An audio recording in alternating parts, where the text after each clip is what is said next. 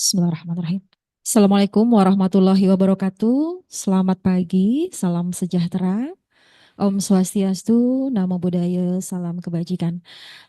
Terima kasih atas kehadiran Bapak dan Ibu semua, LMers ya, seluruhnya yang baik melalui offline maupun online di Zoom. Semoga hari ini Bapak dan Ibu semua dalam keadaan sehat walafiat dan tetap bersemangat dalam menjalankan aktivitas. Baiklah, Bapak dan Ibu yang berbahagia, teman-teman semua.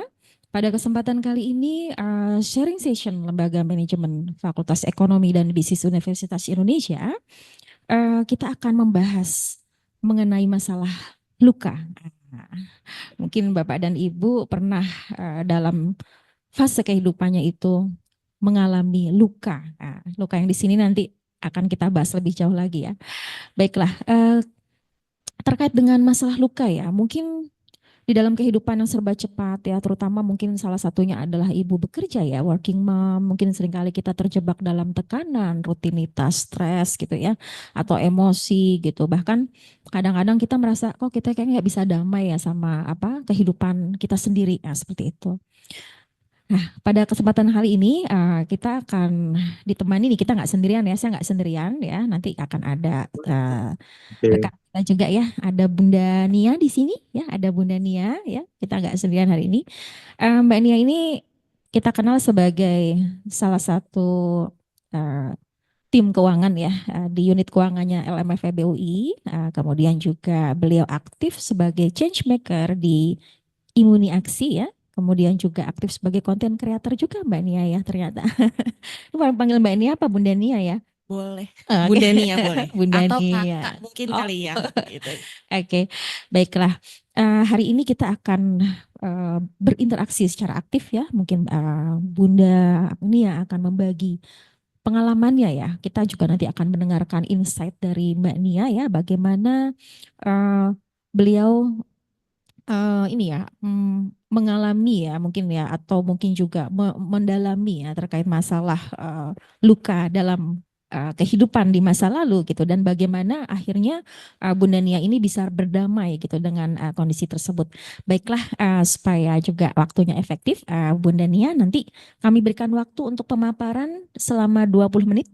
Nanti setelah itu kita akan lanjutkan dengan sesi Q&A ya bagi Bapak dan Ibu, teman-teman semua yang ingin bertanya atau berdiskusi dengan Mbak Nia, nanti kita akan berikan kesempatan waktunya setelah Mbak Nia memaparkan ini ya materinya. Mungkin supaya waktunya lebih efektif dan kita selesai nanti tepat waktu, kami persilahkan kepada Bunda Nia untuk memaparkan. Terima kasih. Oke, terima kasih banyak Ibu Wina ya. Udah disambut hangat nih ya. Sambutan pagi hari ini yang sangat cukup bikin kita semangat nih ya untuk mengikuti kelas sharing session kali ini ya. Oke, saya akan coba memaparkan ini saya diri aja ya. Kalau duduk kayaknya kurang gimana ya biar Biar lebih semangat iya ya Bapak dan betul Ibu ya, gitu Bunda kan. Nianya. Oke, ini seperti dengan judulnya yang ingin saya sampaikan itu terkait berdamai dengan luka masa lalu. Sebetulnya sih kenapa saya ambil topik ini? Sebetulnya bukan karena ada yang nyeletuk pengalaman, oh tidak. Tapi ada sedikit mungkin pengalaman dari teman-teman atau mungkin saya melihat lingkungan sekitar yang memang ini kalau kita bilang jadi mental issue ya, kayak gitu. Kelihatannya sepele gitu, tapi ini berdampak loh di masa depan, kayak gitu. Nah, sebelum kita masuk ke topik nih, oke, nanti ini ada poin-poin, ada 3 poin ya yang harus saya bahas. Jadi pertama, mengapa sih harus ada luka gitu di masa lalu gitu. Sedangkan kita udah dewasa nih, kayak gitu.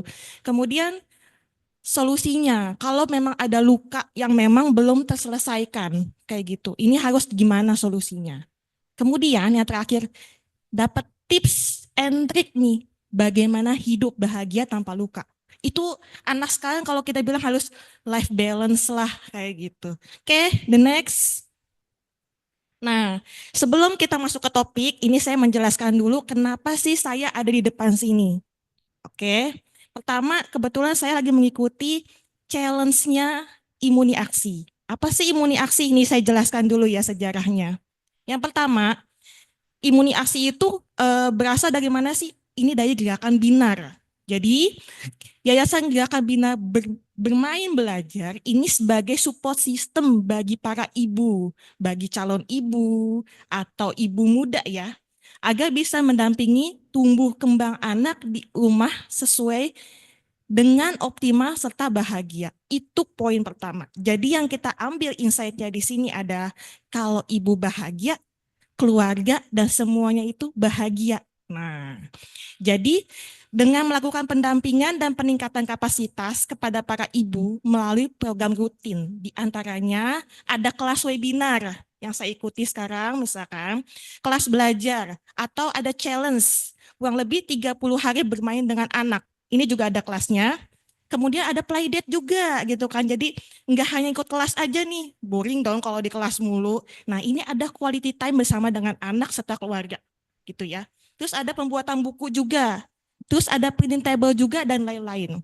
Jadi di sini itu fokusnya adalah menstimulasi dan mendekatkan bonding time-nya ibu dengan anak melalui kegiatan bermain. Jadi kesehatan mental ibu serta peace parenting. Jadi gerakan Binar ini menjadi Grand Indica Foundation di tahun 2023 dan 2004 dengan program Imuni Aksi. Jadi uh,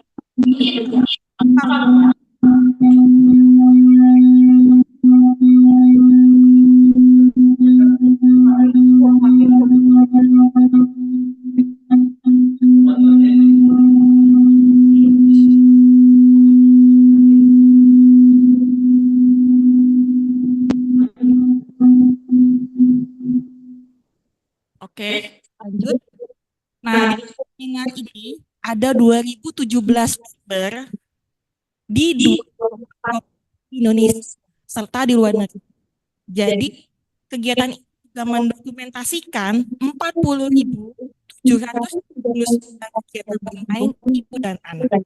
Jadi bisa dilihat nih Instagramnya Gerakan Bina atau Bina underscore Bina Belajar. Oh, ada websitenya juga nih, bisa dilihat langsung. Jadi nggak ada istilahnya kalau ibu-ibu tuh kudet, kurang update, apalagi sekarang udah scroll scroll sosmed. Sosmed boleh, tapi jadi ibu yang berkualitas itu boleh. Oke, lanjut.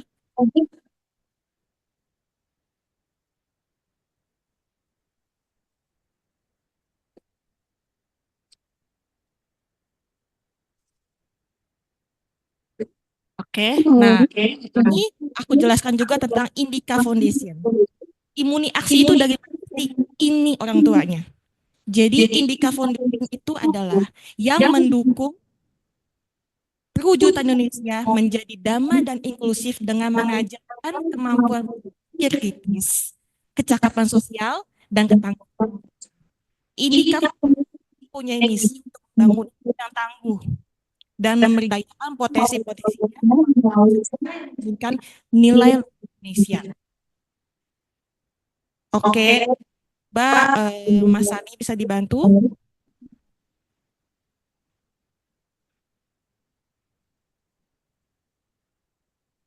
Cek, cek.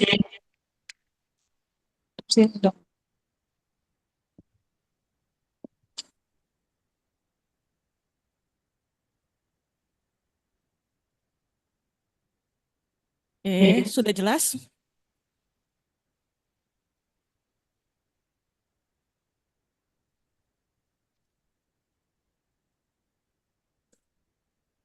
Oke.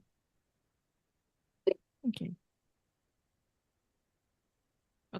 Oke. Oke. Jadi sejarahnya Indica Foundation itu adalah untuk memberdayakan ibu-ibu tangguh dan keluarga yang utuh.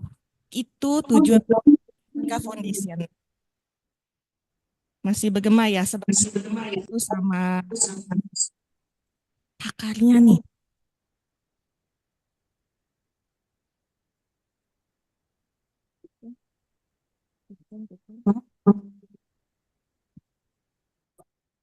Mungkin nanti kita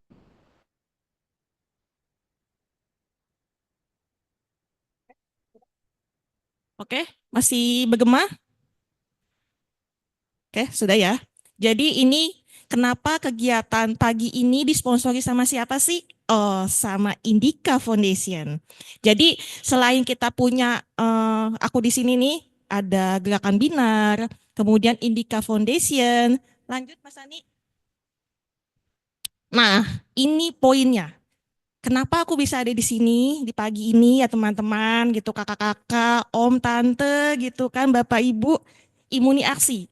Jadi ini merupakan program yang diselenggarakan oleh Gerakan Binar dan didukung oleh Indika Foundation.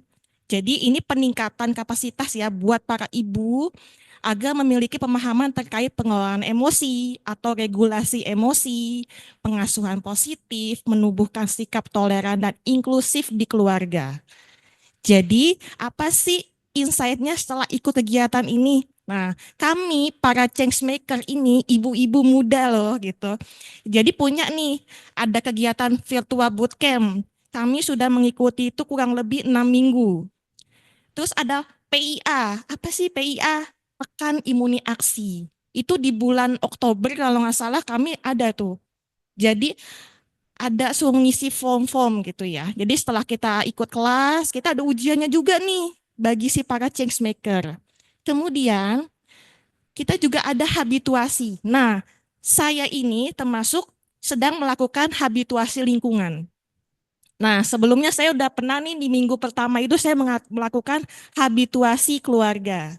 Jadi kita kumpul sama keluarga tuh me time kita sebagai ibu, ada waktunya me time kita sebagai ibu, ada juga kita me time kita family time dengan keluarga, kemudian ada juga habituasi dengan lingkungan, yaitu kita memaparkan apa aja yang kita sudah sampaikan, ikuti kelas, itu kita sampaikan ke lingkungan atau ke para audiens supaya bisa dapat insight apa yang kita jelaskan, kayak gitu sih.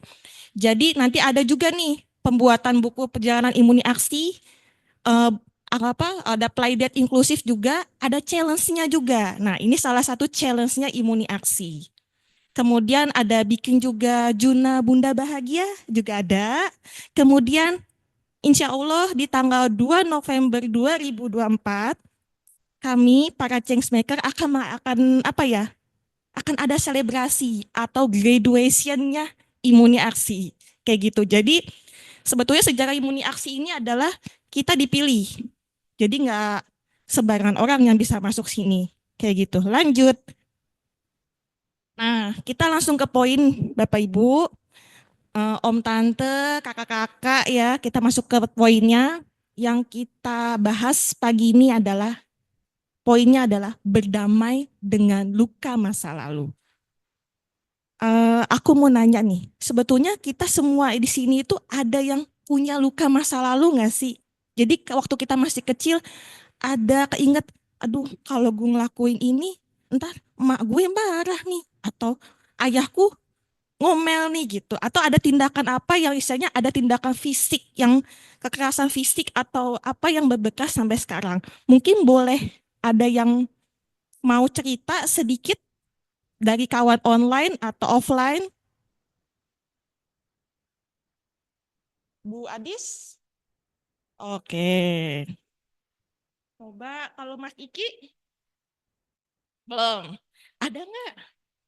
Nanti aja. Oke. Ada kalau dari kawan online ada nggak yang mau cerita kenapa sih ini harus dibahas kayak gitu? Ada yang punya keinget gak sih masih kecil tuh apa gitu? Atau ibu moderator mau cerita mungkin?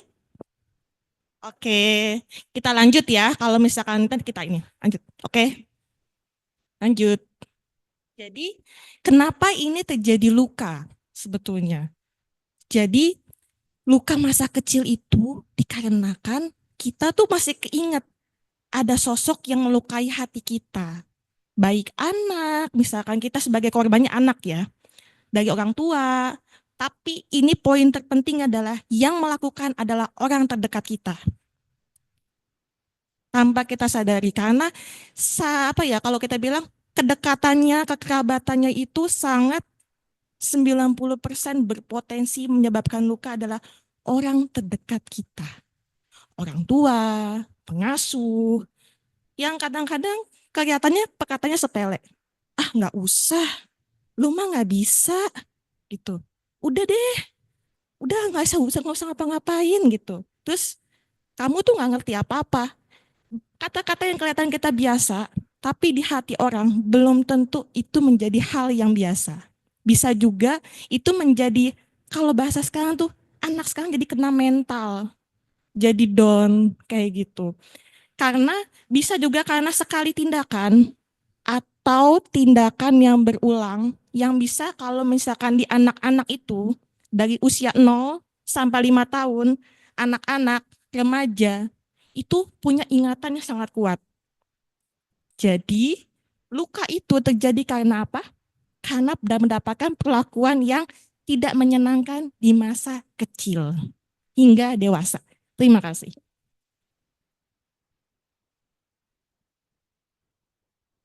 Nah, ini kenapa sih sebab? Karena ada kemauan orang tua yang tidak terturuti. Contohnya, mungkin dulu bapaknya pengen banget anaknya jadi tentara, tapi anaknya nggak mau. Jadi kalau ada mungkin kekesalan orang tua langsung dilampiaskan. Contoh, misalkan kalau dia melakukan tindakan sedikit yang agak menyeleneh, namanya juga anak-anak ya, belum tahu regulasi emosi yang baik. Nah, itu kadang-kadang suka ada tindakan. Contoh, dulu saya pernah waktu kecil, teman aku tuh kalau salah sedikit, anaknya digebuk pakai kopal tentara besi atau gespernya bapaknya. Itu sebetulnya kalau kita bilang sekarang adalah gaya parenting VOC. Zaman dulu kolonial banget gitu. Ada bagusnya, ada juga yang istilahnya takutnya anaknya itu tidak bisa terima, ingat-ingat jadi kayak luka, trauma gitu. Oh, gue jadi takut kedekat sama orang tua. Kayak gitu. The next. Nah, ini gara-gara orang tua yang istilahnya memaksakan kehendak atau ada keinginan apapun yang tidak bisa terwujudkan, ini bisa berakibat besar bagi kehidupan mental anak. Emosinya meluap-luap orang tua. Nah, biasanya anak-anak dengan kondisi keluarga yang seperti ini biasanya agak kaku nih. Mau ngapa-ngapain takut, mau apa-apa minder. Ah, aku takut ntar papaku, mamaku marah. Ah, udah deh, aku cari aman aja. Biasanya seperti itu. Kalau saya dulu teringat waktu masih kecil, dari lirikan orang tua aja saya takut. Nggak tahu deh mata orang tua saya tuh ada apanya. Pokoknya kalau lihat orang tua saya takut. Nah, tapi ada poin plusnya juga. Jadi kita tunduk. Tapi jadi ada poin negatifnya juga. Kita tidak bisa, bukan melawan ya, punya kemampuan mengontrol emosi. Jadi kalau misalkan orang tua bilang A, kita bisa berontak. Kayak gitu. Jadi kita harus bagaimana sih sebagai orang tua? The next. Nah, setelah kita dengarkan ini nih apa namanya orang tua tuh harus kayak bagaimana, orang tua itu harus sadar kalau kita melakukan ini dampaknya bagi anak apa ya? Seperti yang tadi saya jelaskan, anak itu menjadi rendah diri, malu, maluan, disuruh apa-apa takut. Nah, di sini dia tidak bisa mengungkapkan apa yang dia mau karena takut nanti orang tuanya marah. Itu. Yang kedua, biasanya ada standarisasi bagi anak itu biar orang tua gue tuh seneng, orang tua gue tuh bahagia. Tapi dia nggak bisa mengekspresikan apa yang dia pengenkan, uh, keinginan dia yang belum terwujud. Jadi kalau misalkan dia misalkan mau sesuatu, dia harus menerapkan standar yang tinggi sesuai dengan keinginan orang tua. Misalkan contoh, kita mau masuk sekolah nih, ya kan? Kamu mau sekolah apa? Kalau kata orang tua. Nanya mau anak, aku mau masuk SMEA. Ngapain di SMEA? Masuk SMA aja. SMA lebih terjamin loh nanti ke depannya. Anak tuh langsung, gila, mak gue, bapak gue nggak nyetujuin gue banget. Bingung. Nah, itu yang kadang-kadang anak itu dilema. Satu sisi dia tuh pengen didengar loh, harapannya apa. Tapi belum direspon dengan orang tua dengan sangat baik. Ini kenapa sih? Gara-gara orang tua kita dulu juga sama. Jadi kalau kita bilang kayak kakak kelas bully adik kelas, sama tuh kayak parentingnya orang tua kita zaman dulu. Orang tua kita zaman dulu itu tidak pernah mengenal kelas parenting. Sangat jarang. Kalau dulu beda sama sekarang. Oke, the next. Nah, kalau kayak gini guys, ada luka, biasanya ada emosi. Emosi yang nggak bisa ditahan, meluap-luap. Nah, jadi otak itu kayak menangkap suatu sinyal. Oh, kalau emak bapak gue ngomong nih, harus punya balasan. Jawabannya apa? Otaknya dia udah pinter nih buat ngebales apa. Tapi itu yang namanya tidak bisa meregulasi emosi dengan baik. Harusnya didengarkan dulu kenapa orang tuanya berkata itu, terus orang tua juga mendengarkan apa apa keinginan dari anak. Jadi sama-sama mendengarkan, nanti kita musyawarahkan. Itu yang sebenarnya parenting yang benar. Ada yang mendengarkan, ada yang memahami, kemudian ada yang menyikapi. Oke? Jadi kalau kita melakukan ini berkali-kali, ini yang membuat kamu merespon dengan defensif dan mudah ngegas. Apa-apa, bukan ngegasnya itu ya yang kemarin kampanye ya, tapi dikit-dikit marah, dikit-dikit apa yang ada yang dirasakan di dalam rumah itu terbawa, baik di sekolah, di pekerjaan, kayak gitu. Atau dia nanti sudah jadi orang tua pun itu juga terbawa. Jadi kayak lebih galak, gaya-gaya tentara gitu kan. Atau misalkan jadi ada KDRT fisik juga ada. Jadi KDRT itu nggak hanya cuma fisik aja, omongan juga ada. Itu terbawa kalau memang emosi ini, luka ini tidak disembuhkan. Oke, the next. Nah, ini saya sudah jelaskan tadi di awal, pasti ini ada akibatnya kalau kita melakukan ini. Yang pasti ada beberapa poin yang tadi saya sampaikan, komunikasi kaku. Di keluarga itu kayak keluarga patung. Mau ngomong aja takut, mau ngomong aja kayak ujian nasional. Itu kalau berlaku seperti itu, keluarganya bukan happy family. Tapi jadi apa ya, keluarga hantu. Mau ngomong aja langsung langsung nyet gitu. Iya, mau ngomong aja harus tahajud dulu kali ya. Kemudian nggak ada tuh di keluarga manajemen emosi. Tidak ada manajemen emosi. Semua pada ngegas. Bukan gas yang dari bawah, tapi ini gas yang keluar dari ucapan. Tidak terkontrol dengan baik. Intonasinya keras, tekanannya keras, dan di rumah itu jadi kayak panas. Panasnya bukan karena api, bukan dari gas kompor LPG, tapi dari suasana hati. Nah, kemudian yang tadi saya jelaskan juga, kaku dalam ekspresi.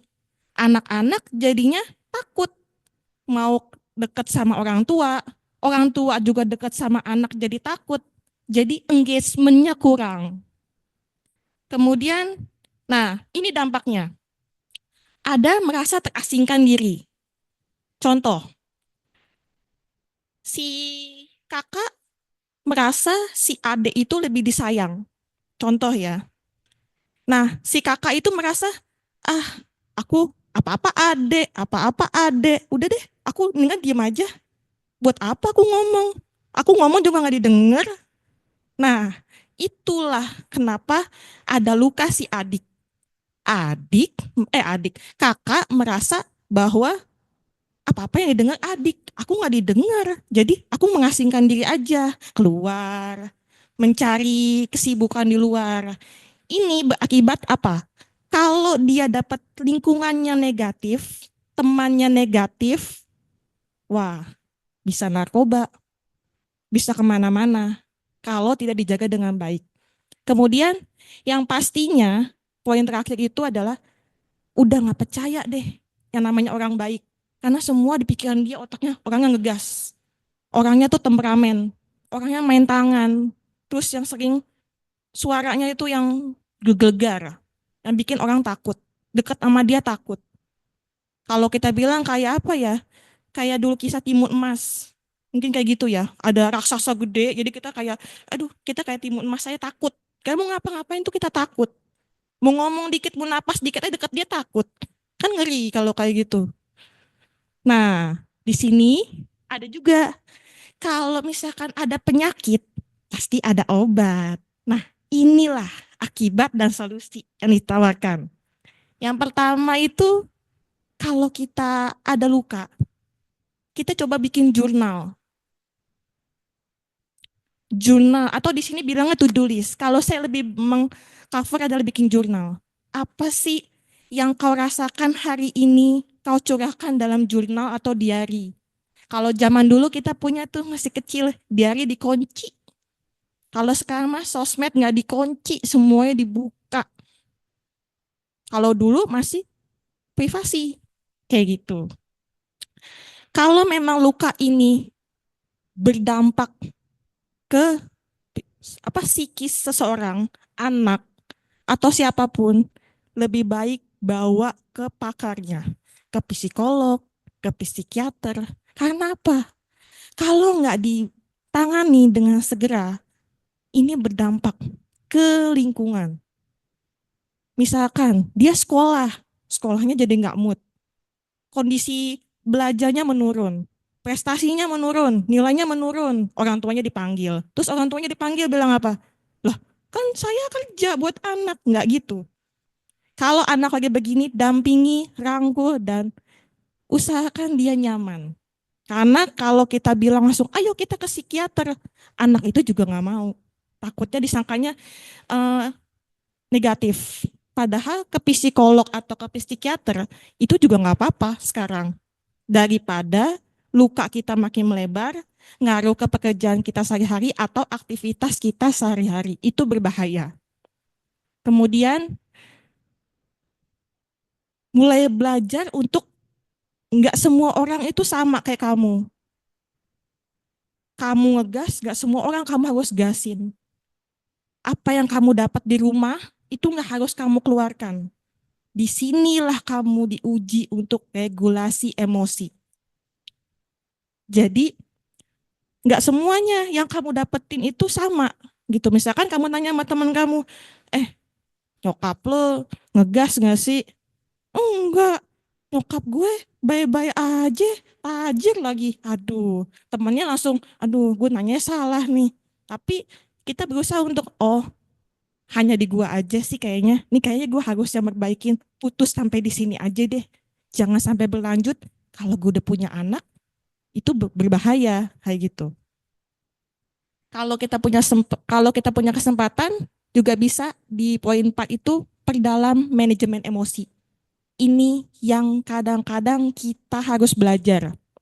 Saya juga masih belajar terkait regulasi emosi. Kemudian belajar komunikasi dengan jelas dan baik. Kenapa? Kalau nanti kita sudah punya partner, sudah punya anak, sudah punya keponakan, istilahnya yang di bawah kita, mitra binaan kita, yang namanya komunikasi itu sangat penting. Karena dari komunikasi itulah jelas tercipta hubungan yang harmonis. Seperti itu ya Ibu. Oke. Kemudian sering-sering saya bilang, kurangilah berasumsi. Karena takutnya berasumsi itu salah. Jadi lebih baik kita tanyakan ke orangnya, kenapa sih? Lo ada masalah apa sih? Gitu. Ibu ada masalah apa sih? Kenapa dia bisa marah-marah orang tua kita? Mungkin ada masalah lain yang istilahnya berdampak ke kita. Kita yang diomelin kayak gitu. Nah, kalau misalkan nanti sudah agak dewasa, nah kita explore nih, ada somatik terapi. Salah satunya dengan berdansa. Itu bisa juga dilakukan treatment ini. Oke, the next. Oke, jadi afirmasikan dalam diri kita masing-masing. Saran kritik itu adalah sebagai hal baik, bukan menjatuhkan. Jadi nggak ada tuh kita merasa, oh kayaknya dia nggak seneng sama gue deh. Enggak, orang tua gue nggak seneng deh sama gue. Orang tua gue kenapa sih? Gue tuh anak apa sih gitu? Nggak gitu. Tapi anggaplah diri kita sebagai seseorang yang nyaman. Tidak, jangan berasumsi kita selalu ditolak. Oh tidak. Yang penting kamu be yourself. Jadilah dirimu sendiri. Yang pasti sebagai kita seorang anak, seorang tua, orang tua, maaf, itu telah selalu menjadi manusia yang terus bermuhasabah diri. Itu poin penting. Oke, lanjut. Nah, di sini poin penting, bedakan luka masa kecil yang ke-trigger sama orang yang berlaku kurang ajar saat ini. Kalau luka masa kecil yang kita dapatkan pada waktu masa kecil. Tapi kalau ada luka yang baru sekarang nih, tapi kecampur sama masa kecil, ada juga. Jadi kita bedain dulu, mapping dulu nih, kayak gitu. Nah, dimulai dari kita sendiri, hal kecil walaupun simple, mulai dengan berusaha untuk tahan kalau ada sesuatu hal yang istilahnya takutnya nanti jadi luka. Atau kita mau marah nih, tahan. Takutnya nanti anak kita pas mau tidur kita marahin, Dek, jangan ini dong, Dek. Kabur-kaburan aja gitu kan. Tapi kita tahan. Adek, tidur ya, sudah malam. Ya, tidur ya, besok main lagi gitu. Jangan, adek, gebuk nih. Jangan. Tak anaknya mau tidur jadi kepikiran gebukan sabetan ibunya atau bapaknya. Oke, jadi caption hari ini mulai dari kita dulu yuk. Oke, the next. Nah, ini aku jadi ingat satu kalimat dari Tony Robbins. Change happen when the pain of staying of the same is greater than the pain of change. Mulai dari kita dulu. Kalau nggak mulai dari kita, siapa lagi? Oke, oke. Demikian yang saya sampaikan. Kalau memang misalkan ada pertanyaan, boleh dilanjut.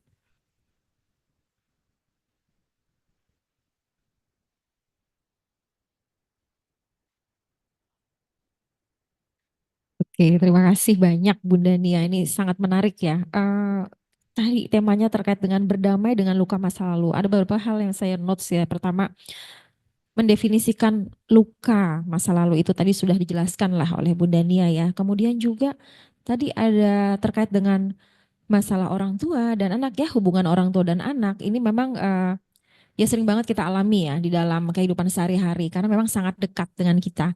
Kemudian juga tadi Bunda Nia sudah menjelaskan terkait dengan bagaimana sih kalau ada hubungan yang kurang baik ini akibatnya. Ya, akibat ini kan bisa dua, bisa kepada orang tua juga, bisa juga kepada anaknya ya. Kemudian juga sudah diberikan beberapa tips solusi ya terkait hal ini. Bagaimana sih kita bisa apa berdamai dengan luka tersebut seperti itu. Nah, mungkin sesi berikutnya kita akan buka Q&A dari teman-teman semua, Bapak dan Ibu yang ada di offline maupun online. Kami persilakan jika ada pertanyaan.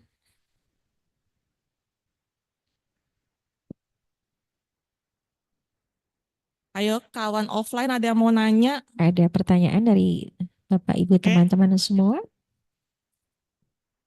Kalau belum ada yang bertanya, mungkin saya mau bertanya oke. sedikit nih, Ada Mbak. nih, Ada? Bu Oh, moderator. ada yang bertanya. Iya, Oke, silakan dari silakan. sebutkan namanya ya Ya, dan silakan oke. disampaikan pertanyaannya kepada Bunda Nia. Assalamualaikum warahmatullahi Salam. wabarakatuh.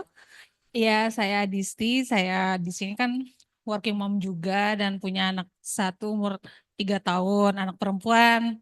Nah, saya tuh mau tanya kalau misalkan bagaimana sih saya bisa mendukung anak saya ini agar dia merasa aman, diterima, dipahami dalam setiap fase perkembangannya. Di satu sisi kan saya sendiri itu kan tiap hari bekerja dan jujur aja dia itu diasuhnya setiap harinya itu sama orang tua saya. Jadi kayak saya kayak kurang gitu lah ngelihat perkembangannya. Cuman Sabtu Minggu aja biasanya. Nah, gimana sih caranya kayak ngajarinnya, terus bisa mendukung dia tuh seperti apa, dan bagaimana juga saya bisa memberikan ruang bagi anak saya itu untuk menyuarakan perasaannya sendiri dan belajar memahaminya. Itu aja sih. Oke, ya. Terima kasih. Mbak Adisti ya? Oke, terima kasih ya Mbak Adisti Ya. atau Kakak Adisti nih. Aku biasanya kalau di kelas biasanya manggil kakak, biar akrab gitu ya. Oke, makasih Mbak Adisti. Ini kebetulan Mbak Adisti ini sama kayak aku nih.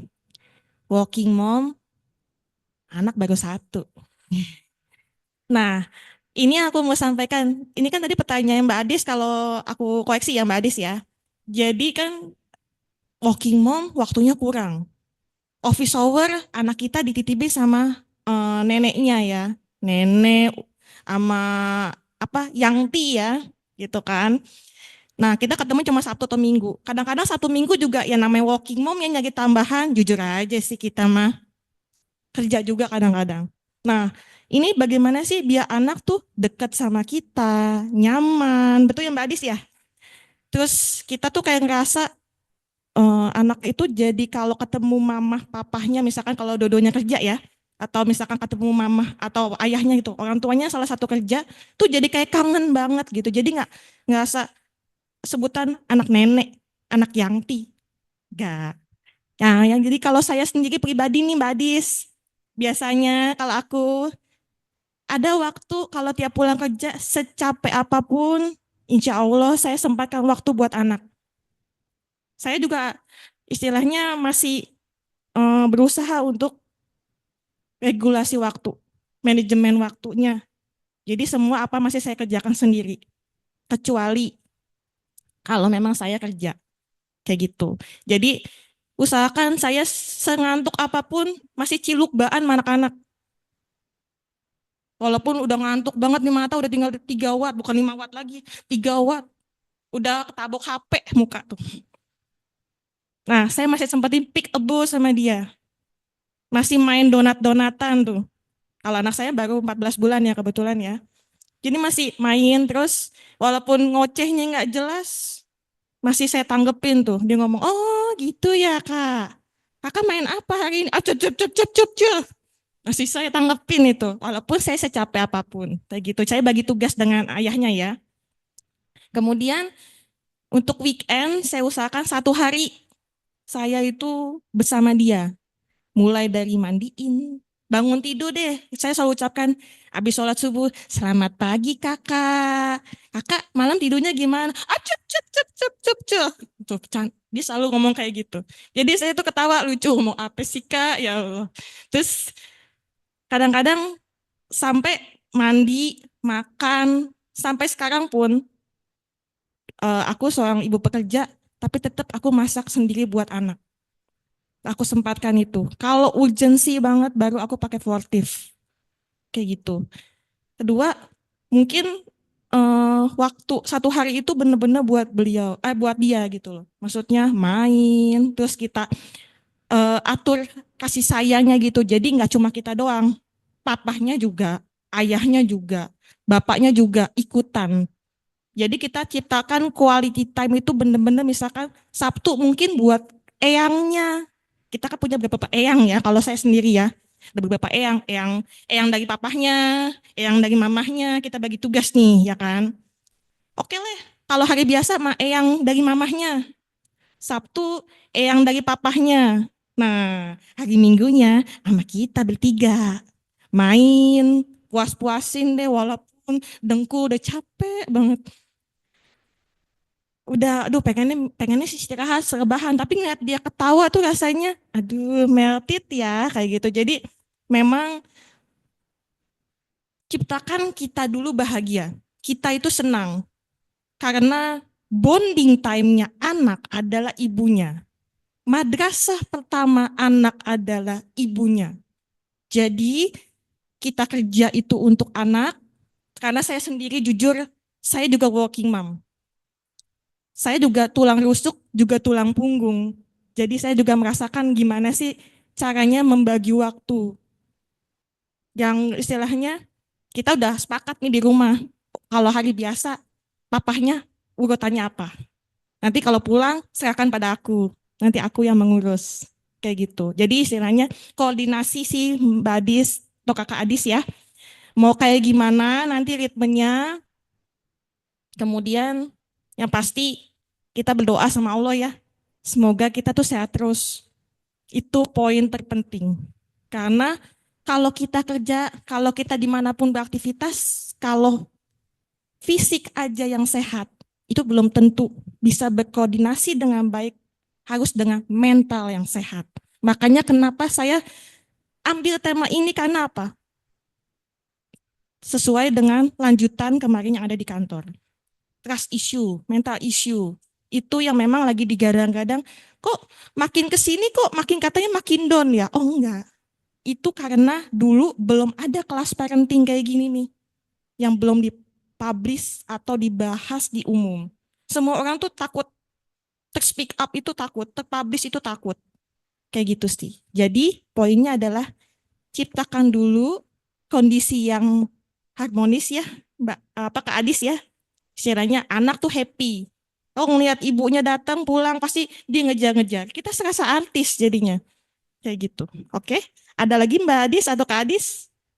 Oke, terima kasih. Oke, terima kasih Bu Dania. Jadi Bapak dan Ibu, masalah manajemen waktu nih bagi working mom juga, nggak hanya working mom ya, untuk Bapak bekerja juga tetap harus loh memberikan alokasi waktunya juga ya untuk putra putri. Jadi nggak hanya tugas seorang ibu ya Bu Dania berarti Betul. ya.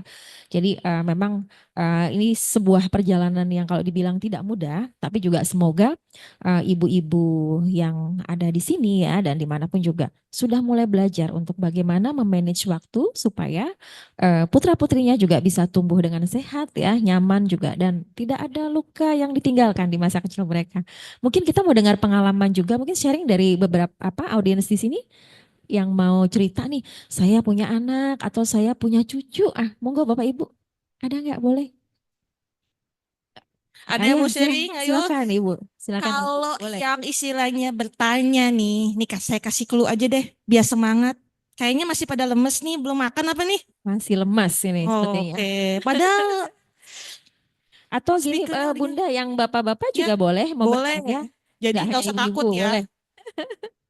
Oke, ada yang mau ini? Oke, sebutkan nama ya Ibu. Assalamualaikum warahmatullahi wabarakatuh. Saya Ibu Atin. Saya ingin menanyakan gimana cara, saya punya cucu. Itu kalau buat nidurin malam itu susah gitu loh. Nah, salah nggak orang tua misalkan yang bilang, oh, nanti ada kucing garong, ada kucing garong.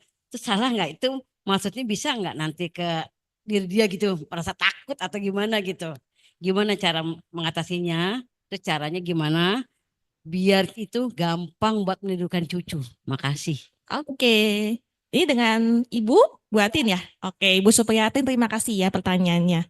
Ini sama tadi kayak Kak Adis ya. Soal ini kalau ini tadi anak, kalau Buatin cucu ya.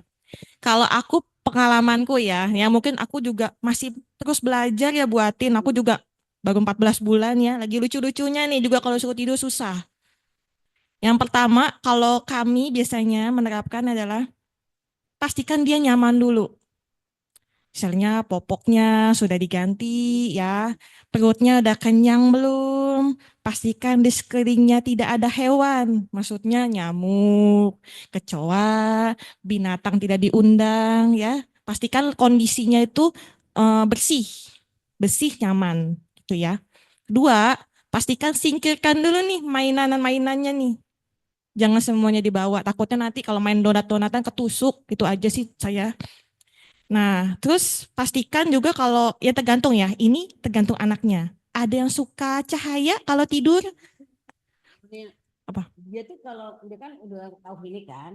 Nah kalau sudah dikasih kokomelon gitu, itu udah anteng dia tuh. No gitu. Jadi cerita itu harus kasih HP. Nanti dia kecapai diri sendiri. Oke, sama nih kayak ini. Kalau aku biasanya tak batasi. Karena kalau pengguna smartphone atau gadget atau gawai itu harus dibatasi Bu sebelum tidur. Kita pun nih sebagai pengetahuan aja ya. Kalau kita tidur yang dewasa nih, kalau handphone sebaiknya pakai mode pesawat atau apa namanya gambar lambang pesawat lah ya. Itu kenapa? Untuk menghindari radiasi. Sedangkan untuk si kecil nih, si adek, sebaiknya sebelum tidur itu jauhkan dari gawai, gadget, atau apapun ya, mainan, makanya tadi saya bilang singkirkan. Kenapa? Itu nanti mendistraksi dia sebelum tidur. Jadi dia tuh kayak kita loh. Kita tuh dewasa ini kadang-kadang jam 9 aja masih ngecek handphone, scrolling, ya kan? Gue juga gitu, Bu. Jadi itu emang nggak bisa, kalau kita dewasa mungkin nggak bisa dilepaskan ya, karena memang tuntutan. Tahu-tahu tiba-tiba ada bos WA atau misalkan ingetin besok jangan lupa kerjaan, ya kan kita buka handphone lagi ya kan. Udah. Kalau anak kecil itu usahakan kalau memang misalkan si adik itu atau si kecil itu kondisi suka tidurnya gelap, kita matikan. Dan kita usahakan tidur juga. Jangan buka HP. Anaknya suruh tidur, cucunya suruh tidur, neneknya buka handphone. Kayak gitu sih Bu jadinya. Jadi usahakan kalau kami ini bertiga nih, maaf ya, ini saya orangnya agak strict, tertib. Kalau misalkan papahnya buka handphone, niatin YouTube, taruh, taruh, taruh, handphone nggak taruh, taruh. Saya udah gitu. Udah saya ini, iya. Atau kita peragakan cara tidur kita masing-masing, mau gaya tengkurap, kayak mau gaya kura-kura, kayak mau gaya terbang, kayak terserah deh. Yang penting dia tidur. Kalau saya biasanya gitu. Jadi saya terapkan dulu di saya. Karena dulu saya masih lajang ya, belum menikah tuh tidurnya suka malam. Kalau sekarang saya terapkan seperti Kak Adis. Kak Adis tuh biasanya dulu abis Isya tidur.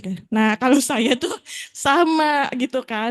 Jadi sekarang saya bilang sama teman-teman nih kan, aduh maaf ya kalau misalkan WA balasnya malam banget jam 1 jam 2 jam 3. Saya baru buka handphone jam segitu kenapa ketiduran, ikut-ikutan tidur gitu. Tadinya awal ikut-ikutan tidur, akhirnya ketiduran. Bocah ikutan tidur. Jadi treatmentnya adalah dari kita dulu nih. Orang tua atau nenek, Yanti, Akung ya kan. Kalau misalkan si bocah nggak mau tidur nih, tadi pastikan dia nyaman kondisinya, perutnya, istilahnya yang istilah intensitas dengan kulitnya itu benar-benar terjaga ya. Pastikan dia nyaman, aman gitu kan. Terus jangan ciptakan kebisingan. Misalkan ada motor lewat atau misalkan apa, terus ada yang masak, usahakan benar-benar rumah itu, iya. Kalau kita bilang kayak film Don't Be Quiet, jangan ada suara. Saya bilang sama bapaknya juga kadang-kadang anakku itu terbangun karena apa? Bapaknya ngorok. Bangun bener Bu, ini bercanda, ini katanya kita ketawa ya, tapi itu bener, karena bapaknya ngorok. Jadi kadang-kadang kalau bapaknya ngorok, saya bangun, bunyi gitu. Jadi dia akan tidur lagi. Jadi kayak ada kayak gitu, kayak bangun gitu ya, kayak gitu. Terus kita tepuk-tepuk kayak gitu, kita kasih ini yang dia istilahnya. Kalau orang dulu mungkin dongengnya gitu kan. Kalau dulu film Mr. Bean ngitungin domba, kalau itu kan kelamaan kalau ngitungin domba ya, bacain buku cerita ya. Kenapa sih saya menyarankan untuk membacakan buku cerita? Satu, mengedukasi dia tuh supaya mendengarkan orang. Dari lawan bicaranya, berbicara apa sih dia terekam tuh Bu. Anak 0 sampai 5 itu ingatannya sangat kuat. Jadi usahakan kita kalau ngomong juga usahakan menggunakan EYD, bahasa Indonesia yang jelas. Kalau kalau saya jujur ya, di neneknya itu kadang-kadang suka bercanda sama kakungnya ya. Enggak, diikutin mana saya. Enggak. Nah, jadi diusahakan memang pas mau tidur benar-benar bersih, nyaman, dan suasananya itu benar-benar clean. Ada lagi Ibu yang mau ditanyakan? Terima kasih Ibu. Terima kasih Bunda Nia. Ini saya jadi teringat nih Bu Atin bercerita. Ya nanti ada kucing garong gitu ya. Dulu saya juga waktu kecil ya, waktu kami masih kecil, kalau nggak mau tidur siang, ibu saya ngomong gini, Pak Ogah udah sampai Halim. Ada yang tahu Pak Ogah nggak di sini? Kayaknya ketahuan nih ya, genre udah usia berapa. Iya, jadi kita kayak takut gitu ya. Oh, Pak Ogah udah sampai Halim. Terus Pak Ogah mau ngapain kita gitu ya. Aduh, nah itu pasti kita akan tidur. Jadi mungkin kalau tadi kita dengarkan dari Bunda Nia ya, memberikan tips ya Bu Atin ya. Jadi sebenarnya kita bisa mungkin mengganti atau ya dengan hal lain yang lebih, nggak harus kucing garong ya Bu Atin atau apa. yang lainnya lah mungkin. Jadi membacakan cerita atau mungkin ngobrol ya sama cucunya seperti itu, dan tadi juga didukung juga dengan kondisi yang nyaman ya, kondisi yang nyaman, kemudian juga tenang gitu, nggak ada handphone, benar. Kita juga nggak munafik ya kalau sekarang tuh gadget tuh banget, anak bayi aja tuh udah kenal gadget kan gitu ya. Maunya tuh handphone gitu ya, maunya nonton gitu seperti itu. Tetapi tadi penjelasan Bu Dania bahwa hal-hal tersebut itu masih bisa kita antisipasi dengan hal lain. Mungkin membacakan buku cerita atau ngajak dia ngobrol gitu ya. Seperti itu. Baik, mungkin masih ada pertanyaan. Di selain ibu-ibu, bapak-bapak juga boleh bertanya loh. Bapak-bapak muda atau calon bapak, silakan.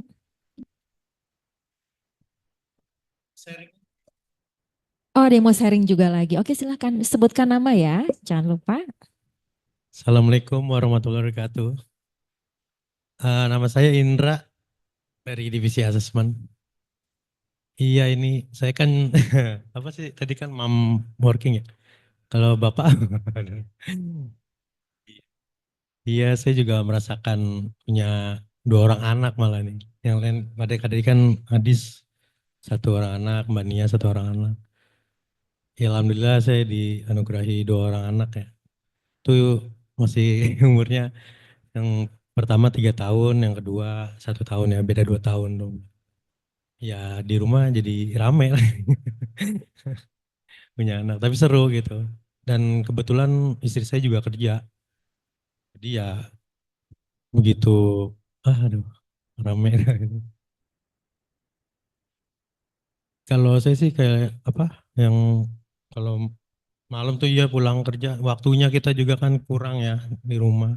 Paling ketemu maghrib ya malam pulang kerja. Sabtu Minggu, kalau nah Sabtu Minggu itu ya paling kita jalan keluar gitu kemana, sekedar naik motor ngeliat kereta gitu, ngeliat di jalan gitu, pergi kemana gitu. Itu sih yang buat kita jadi ada waktu buat anak. Kalau malam ya udah, kalau kadang-kadang pada nggak bisa tidur tuh malam tidurnya. Yang si abang juga tidur namanya malam, dia emang gadget tuh, gadget ini banget sih. Banyak kan nonton YouTube sih, tapi saya juga filter ya, short anak-anak ya, jadi kan ada tuh. Jadi kayak gitu sih. Terus kalau mau tidur paling dibaca zikir kita itu, dibacain zikir gitu, kayak gitu. Ada lagi, Kak Indra? Sharing aja. Sharing, oke, ya, ya, oke. Menarik ya, Bunda Nia ya. Ya. Jadi memang berbagi tugas ini Iya, nih ya, ayah bunda bekerja ya, membagi tugas bagaimana sih caranya supaya kita bisa tetap punya quality time ya sama anak-anak ya, iya apalagi betul. dari pagi sampai sore, sore, kadang malam mungkin ya Pak Indra ya. Ya mungkin Bunda Nia punya tips untuk berbagi dengan Pak Indra nih, putranya sudah 2 nih. Gimana nih caranya supaya Ya terima kasih. bisa nyaman menjalani ya kehidupannya sebagai bapak ibu bekerja, tapi juga tetap punya quality time buat anak-anak. Silakan, Bunda Nia. Oke, Kak Indra ya atau Mas Indra ya. Iya, Ya. makasih. Terima kasih. Ini tadi aduh menarik banget ya. Istilahnya orang tuanya sama-sama kerja nih, anak ada 2 ya kan, beda beda usia ya. Istilahnya satu Iya. masih baby ya, satu Iya. udah batita ya. Nah, ini biasanya aku sebetulnya memang belum ada pengalaman itu ya, cuma aku bantu aja. Kalau aku biasanya punya komit, istilahnya kalau ya namanya kita sama-sama kerja kan pasti sama-sama capek nih ya pulang ya. Iya. Jangan nanti ada perkataan, gue capek nih, lo aja deh gue capek. Lah bikinnya kan berdua gitu kan. Jadi tentukan dulu nih istilahnya aturan main keluarga. Ya, jadi itu memang istilahnya polisinya itu masing-masing ayah dan ibu, mama papa ya kan, umi abi gitu misalkan gitu ya. Itu bebas kayak gitu. Misalkan oh yang kecil gitu sama mamahnya gitu kan, misalkan mau bobo. Si kakak nggak mau tidur nih, main dulu sama bapaknya. Bapaknya yang kuat ya, gitu kan. Udah Jadi, ngantuk-ngantuk. iya gitu. Tapi gini loh, aku jujur ya, karena aku juga masih baru 14 bulan di dunia, hampir 10 bulan di kandungan. Itu bener-bener insight aku belajar jadi orang tua. Aku masih belajar dari kakak-kakak di sini yang sudah berkeluarga ya. Yang suka ngomong bocah banyak dari aku. Aku belajar adalah tentang manajemen waktu. Jadi kalau misalkan anak mau dipegang salah satu, misalkan ibunya nih, ya kan, papanya ngerjain domestik. Tuh, kalau aku biasanya ya. Atau misalkan si kakak nih nggak mau tidur-tidur nih, udah kita coba yang tadi Mas sampaikan, kita main dulu sama dia. Mungkin dia kangen gitu kan, nggak mau main gitu. Tapi saranku 30 menit anak sebelum tidur, kita juga semua orang tua yang ada di lingkungan hindari gadget. Ini aku juga masih belajar. Jadi sebelum tidur matikan handphone dalam mode pesawat. Nggak naik pesawat tapi modenya aja dulu ya di handphone kita. Nah itu kenapa paparan radiasi itu bisa merusak otak. Itu juga saya pelajari waktu saya ikut kelas webinar.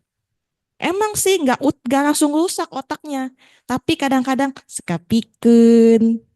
Terus apa ya tadi ya? Aduh, tadi kan harus ke sini. Jadi koordinasi otak kita, keseimbangan otak kita berkurang.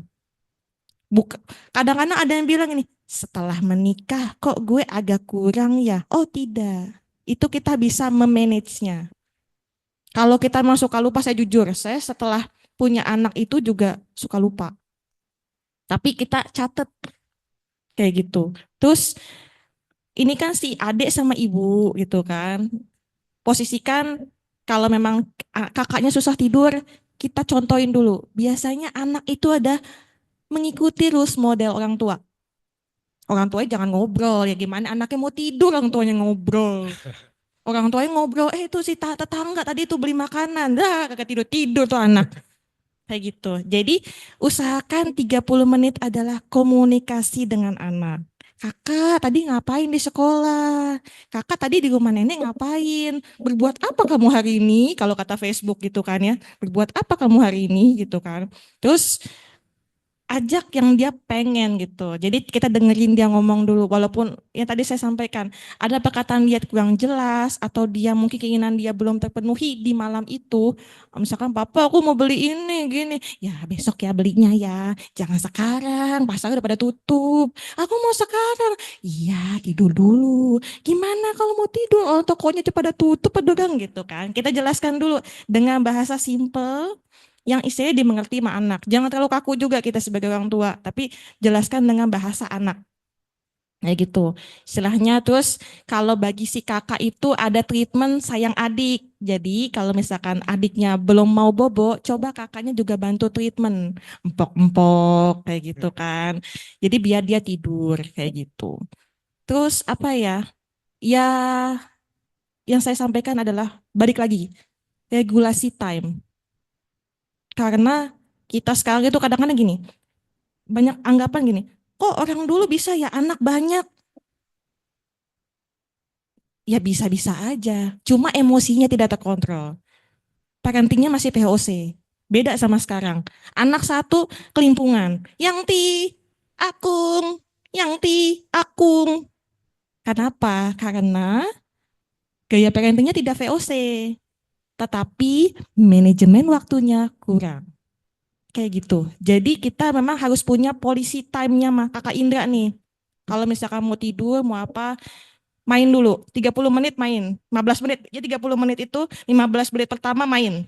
15 menit berikutnya usahakan untuk tadi yang disampaikan, zikir time.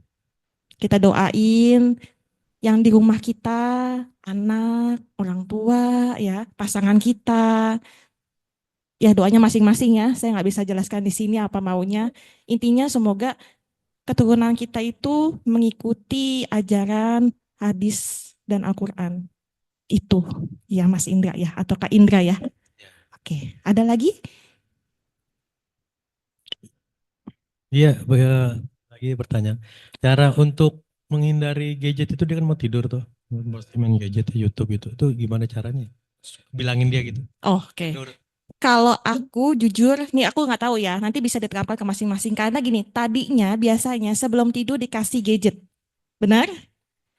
Kalau aku treatmentnya, aku udah bilang sama Yangtinya, kalau dia mau tidur, usahakan deh handphone Yangtinya dimatiin.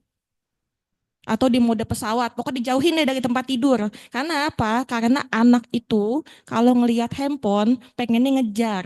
Cocomelon. Nggak tidur-tidur deh. Terus bapaknya juga buka YouTube. Ih, lucu. Ada apa namanya? Sepak bola terbaru gitu, kesebelasan terbaru, nonton berdua. Yang satu ibunya drakor. Ya, dia jadi nonton semua deh. Kenyataan. Ya, tapi usahakan untuk anak itu kakak, adik, besok kita main lagi ya. Taruh dulu handphonenya. Handphonenya butuh istirahat. Ah, mama pelit, papa pelit. Besok kalau mama pelit, papa pelit gak dikasih lagi loh. Tidur. Handphonenya butuh bobo kayak kamu. Nah, handphonenya panas meledak gimana?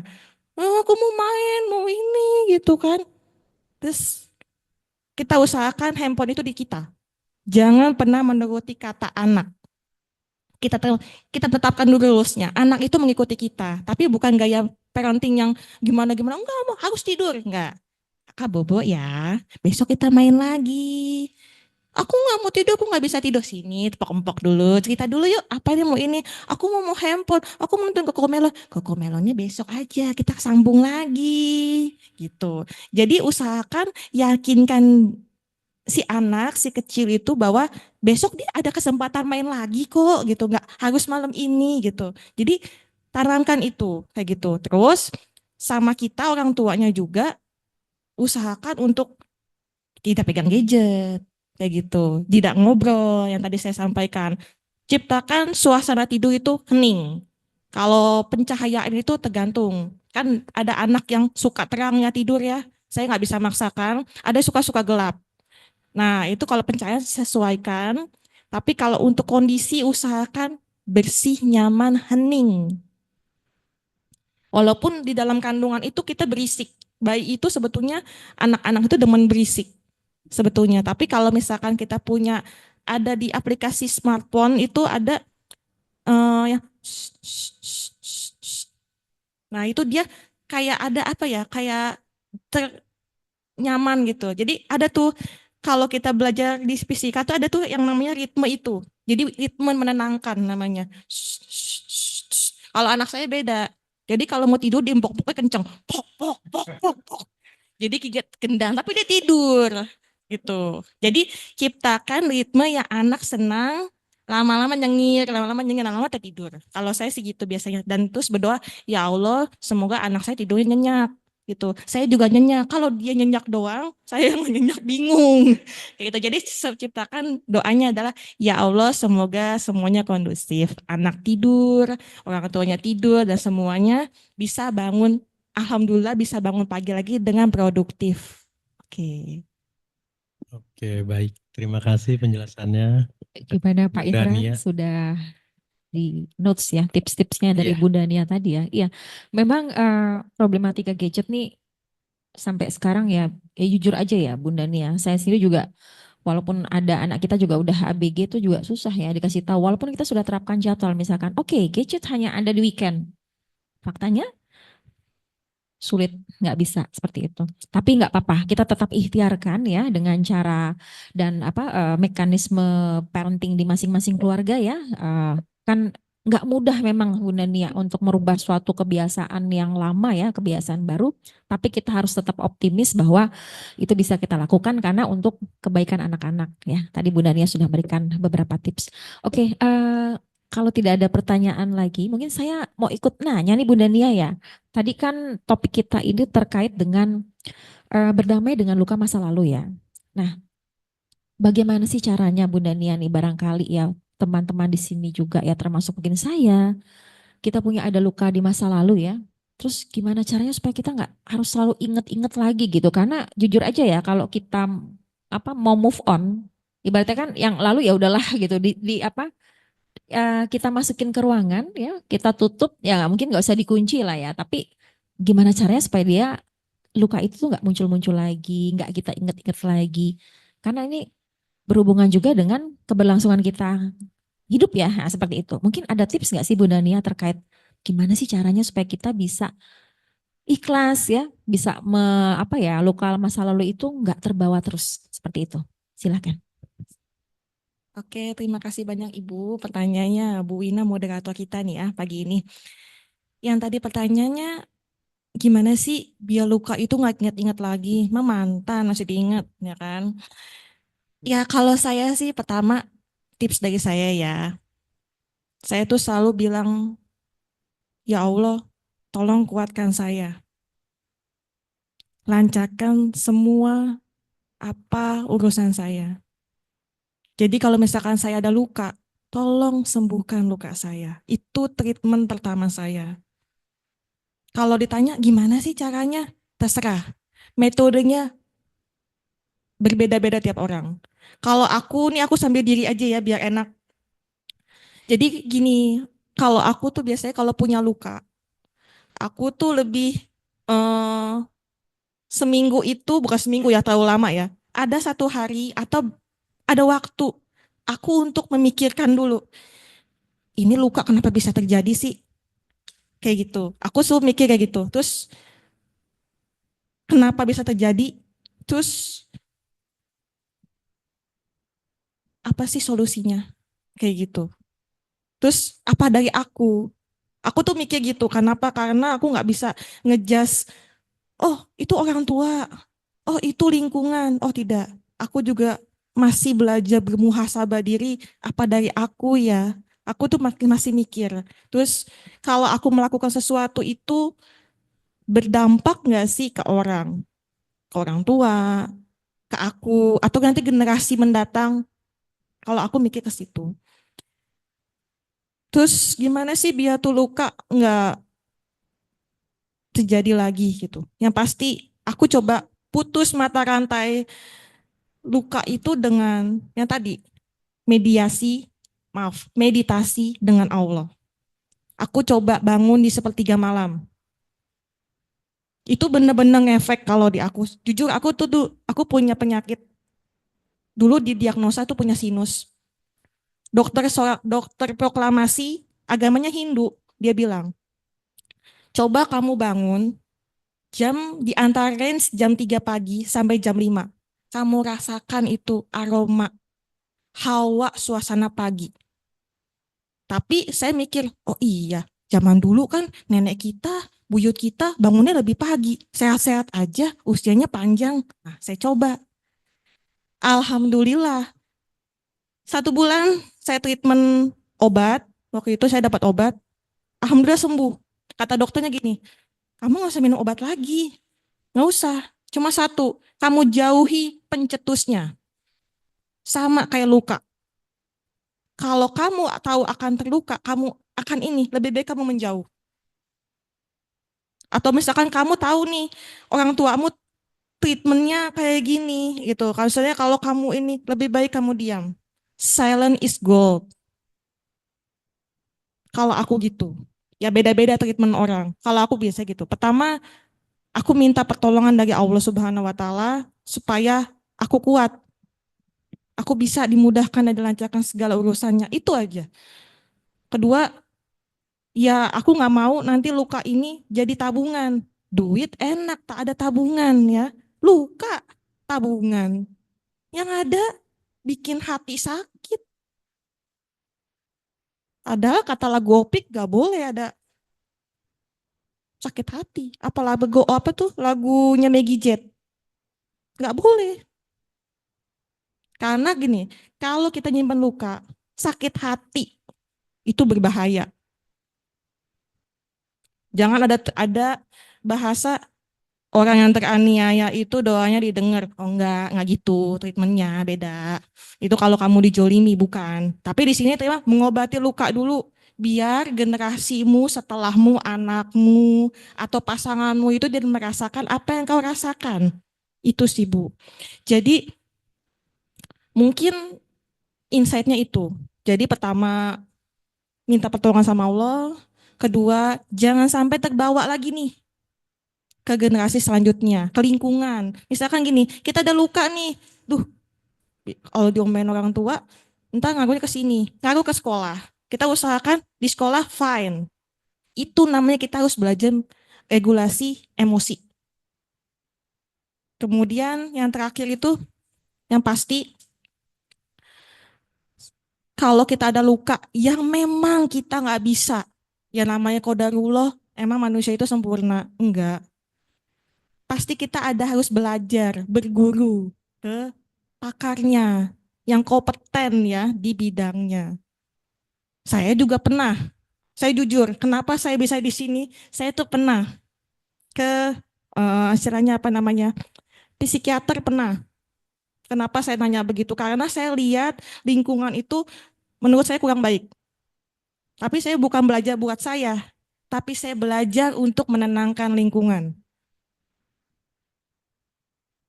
Kalau orang bilang, ih gila lu bisa ya kayak lu.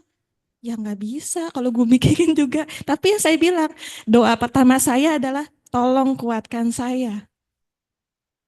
Kayak gitu. Jadi balik lagi, semuanya kita pasrahkan sama Allah, ikhtiar ya.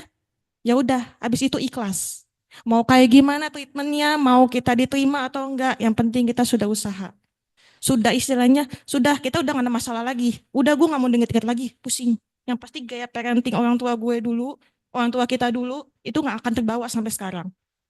Kayak gitu sih. Itu Bu. Terima kasih Bunda Nia ya. Iya, berarti memang kunci pertama kita bisa berdamai dengan luka adalah mungkin kalau bisa saya simpulkan ya dari penjelasan Bunda Nia tadi adalah pertama adalah acceptance ya. Kita harus menerima bahwa oh iya ada luka masa lalu yang pernah kita alami ya. Kemudian yang kedua kita juga selalu melibatkan Tuhan ya, melibatkan Allah ya bagi Muslim untuk berserah ya, berserah dan berpasrah dalam hal yang positif.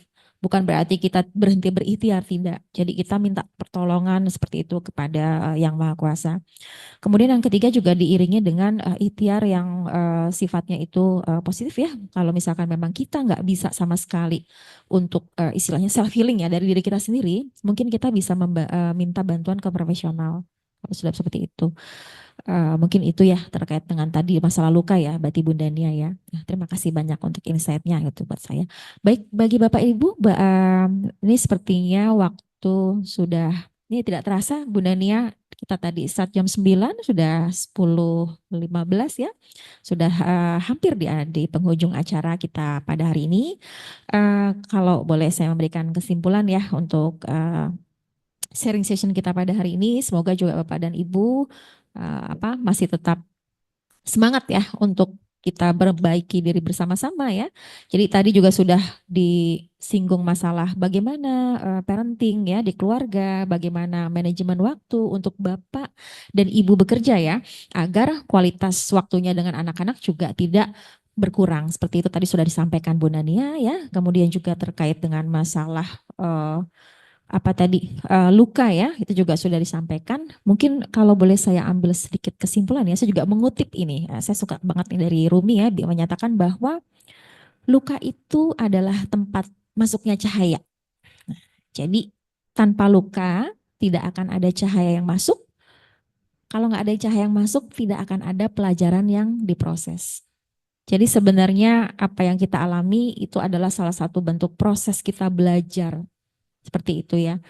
Jadi kita belajar bagaimana bahwa dari setiap luka atau pengalaman yang mungkin bagi kita menyakitkan, yang mungkin datangnya itu dari manapun ya, tadi juga disampaikan Bunda Nia, karena sebagian besar luka itu ada dari orang-orang terdekat kita, seperti itu. Itu bisa kita ambil sebagai sebuah pembelajaran hidup, menjadi kesempatan kita untuk dapat tumbuh dan terus belajar, seperti itu ya. Kurang lebih mungkin seperti itu ya Bunda Nia ya. Jadi semoga dengan sharing session hari ini ya, tema kita hidup lebih tenang dengan tidak ada luka, Bapak dan Ibu bisa mengambil banyak manfaatnya tadi yang sudah di-sharing oleh Bunda Nia, dan dapat kita coba untuk laksanakan dalam kehidupan kita sehari-hari. Mungkin itu dari saya Bunda Nia, mungkin masih ada yang mau disampaikan untuk sebagai closing statement dari Bunda Nia? Mangga. Oke, terima kasih Ibu Ina nih. Aku banyak banget nih belajar dari beliau ya. Kita saling suka sharing gitu ya. Saya juga belajar dari beliau, beliau juga gitu ya. Sama-sama kita belajar. Intinya, aku di sini itu nggak bisa kalau tanpa kalian. Ya, jadi aku sampaikan apa yang kita pelajari pagi ini semoga bisa bermanfaat, insight-nya bisa didapat, kayak gitu ya. Walaupun memang masih banyak kurangnya. Ya, saya juga baru pertama kali ini, seumur hidup saya ini baru pertama kali saya di depan, jujur. Jadi ini sebagai apa ya, kalau aku bilang latihan sih. Tapi alhamdulillah pas maju nggak ada deg-degannya. Deg-degannya semalam, nggak bisa tidur. Nggak tahu ya, tapi emang biasanya kalau aku begitu. Tapi ini alhamdulillah ya, aku mau coba men-challenge diriku adalah supaya aku berani tampil. Yang pertama itu. Kedua, ada insight dari materi yang tak sampaikan pagi ini. Kayak gitu. Walaupun memang kelihatannya mungkin yang tadi saya sampaikan, kita semua pasti ada luka.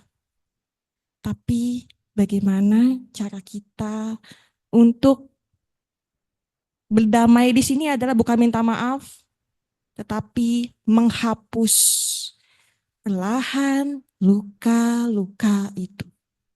Kalau kita lihat notes, to-do list-nya adalah kalau kita sudah mengerjakan di checklist. Kalau luka itu sudah di checklist, buang. Tapi jangan ada statement bikin luka baru, jangan. Buang. Kita bikin hidup itu happy time, happy life, balance life. Karena kebahagiaan itu kita yang ciptakan, kita yang ingini. Kalau kata anak Gen Z sekarang, balance time, balance life gitu. Gue yang ciptain bro. Jadi nggak ada lagi tuh istilahnya. Kita masih teringat-ingat luka. Baik luka masa lalu. Kalau sekarang kita treatmentnya luka masa lalu ya.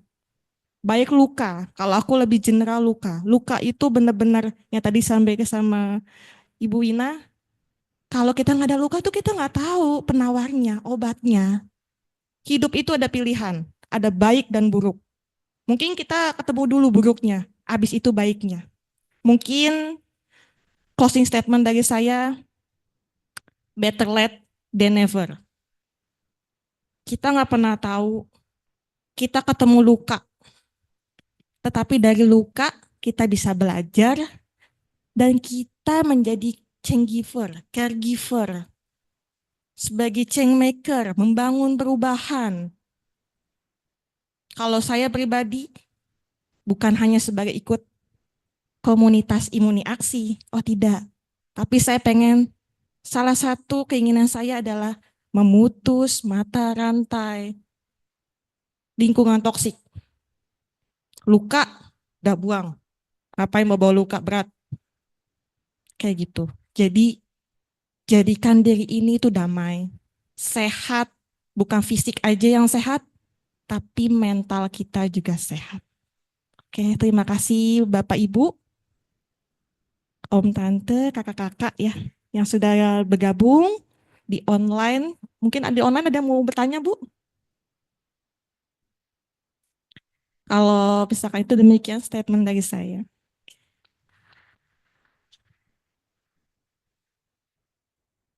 Oke, baiklah. Terima kasih banyak Bu Dania atas sharingnya, sangat-sangat memberikan manfaat untuk kita semua. Baiklah Bapak dan Ibu, teman-teman offline maupun online, kami ucapkan terima kasih banyak atas keluangan waktunya untuk hari ini. Insya Allah nanti kita bulan depan kita ada sharing session lagi ya untuk staff LMers ya. Semoga nanti bulan depan juga nggak kalah menarik tema dan narasumbernya ya dari kita, oleh kita untuk kita. Ya mudah-mudahan nanti banyak yang mau bahkan berpartisipasi seperti itu.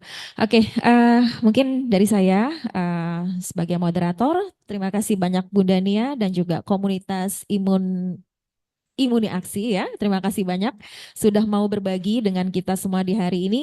Semoga ilmunya bermanfaat dan terus bertumbuh ya. Kita bertumbuh bersama dengan LMers juga. Baiklah, akhir kata dari saya. Wassalamualaikum ya. Oh, oke. Iya, akhir kata dari saya. Wassalamualaikum warahmatullahi wabarakatuh. Selamat kembali beraktivitas. Kita nanti ada foto bareng dulu ya untuk dokumentasi. Kemudian hari ini juga nanti kita ada makan siang bersama nih. Alhamdulillah ada syukuran kecil-kecilan karena Bunda Nia bulan ini sudah menunaikan tugasnya, menyelesaikan studinya ya. Sudah wisuda di bulan ini. Insya Allah ilmunya bermanfaat ya, nanti bisa dibagi ke teman-teman semua. Oke, akhir kata dari saya itu terima kasih banyak ya. Kita foto dulu yang di online ya. Oh, oke ya, oke yang mau open cam silakan, kita akan dibantu oleh Mas Yani.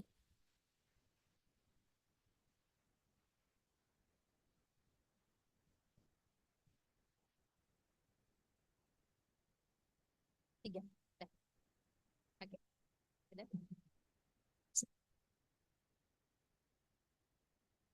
Oke, sudah. 1, 2, 3. Oke. Ya, baik. Terima kasih Bapak dan Ibu atas waktunya dapat kembali beraktivitas. Terima kasih. Sampai jumpa di kesempatan berikutnya. Terima kasih. Terima kasih juga untuk tim ITLM ya, Mas Dani, para supporter acara. Terima kasih.